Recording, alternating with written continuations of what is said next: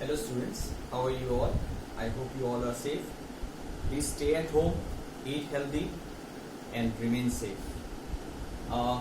Today we are going to discuss about yet another important concept in finance, that is operating leverage. You see, we have already discussed about capital structure. In capital structure we have indifference point, we have financial leverage, we have operating leverage which we will discuss today, and then we have a combined leverage. So today we'll just talk about operating leverage. So first of all, let us understand the meaning of leverage. What is leverage? Leverage means to increase. In terms of financial leverage, financial leverage means increasing in the proportion of debt in the capital structure. But operating leverage basically means to increase the fixed cost. And why do we want to increase the fixed cost? To decrease the variable cost.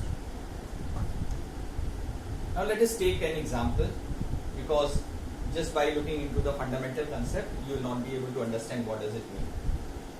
Suppose your father gives you 1500 rupees as your pocket money.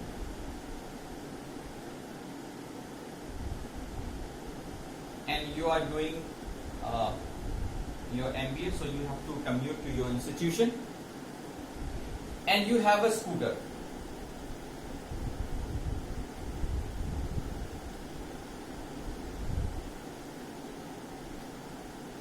And you fill 1 liter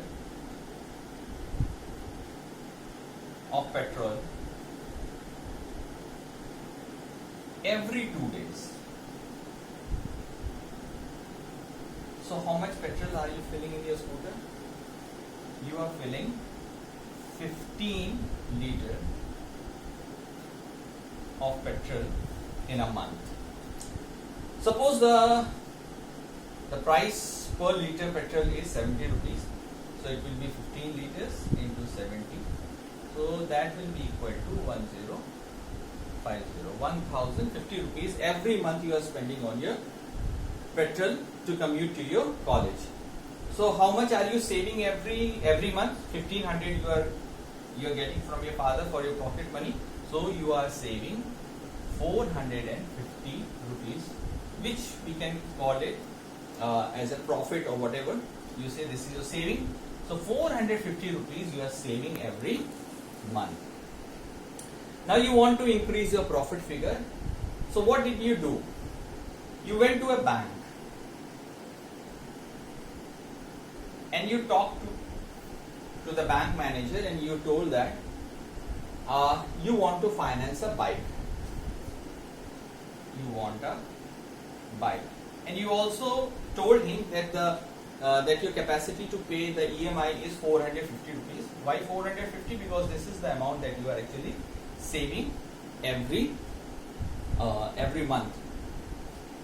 So the bank manager agrees at a EMI of 450 rupees, and then he gives you the money to finance a bike. Now because bike is more fuel efficient, now you are only filling 2 liters of petrol every week. That means how much petrol in a month? That means you have four weeks in a month, so 2 into 4, that amounts to 8 liters.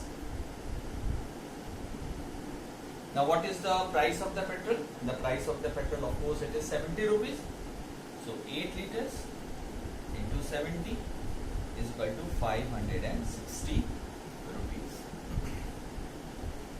Now you see, this is your variable cost. Earlier your variable cost was 1050, that means 1050. Now you have decreased your variable cost to 560 rupees. Also you are paying an EMI of 450 rupees. So this equals to 1010 rupees. So this is your total expenditure. You see, earlier the total expenditure was 1050 rupees. Now you have reduced your total expenditure to 1010 rupees. How much is the saving now? You have increase your profit to 490. Earlier it was 450, now you have increased to 490. Now what did you do? We will see two scenarios here.